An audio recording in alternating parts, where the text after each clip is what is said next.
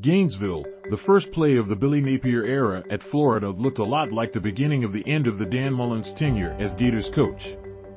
A holding penalty during the opening kickoff against Utah was all too familiar.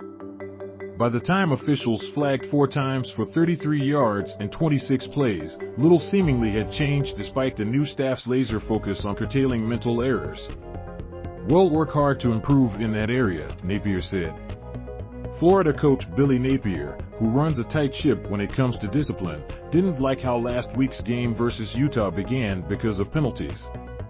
Saturday night's visit against Kentucky provides the ideal opponent and opportunity for progress.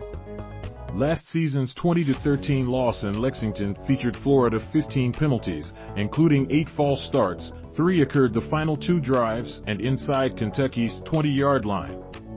The performance accelerated the program's free fall under Mullen and continued a long-standing trend. The 2021 Gators ranked 13th in the 14-team SEC and 119th nationally among 130 teams with an average of 79 penalty yards. Florida led the SEC in penalties in 2018, 2016, 2012, and 2011. Last Saturday, officials called 3 procedural penalties on Florida, a total Napier will not abide as he rebuilds the Gators. "I think we had 4 undisciplined penalties. We had 3 false start procedures, 1 on the center, 1 on the right tackle, and 1 on the quarterback," he said. "And then we had 12 men on the field on defense. Those are all controllable." Florida coach Billy Napier encourages his players prior to the Gators' 29-26 win against Utah. Napier sets a lofty goal of just 1 penalty per 30 plays.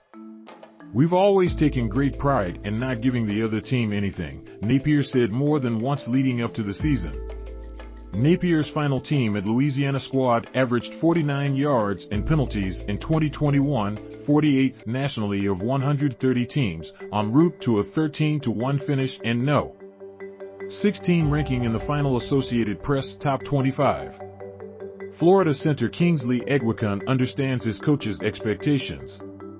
Flagged for a false start against Utah, the redshirt sophomore said the responsibility ultimately falls on the player. "It's more us not wanting to do it than the coaches chirping on us about not doing it," Eguakun said.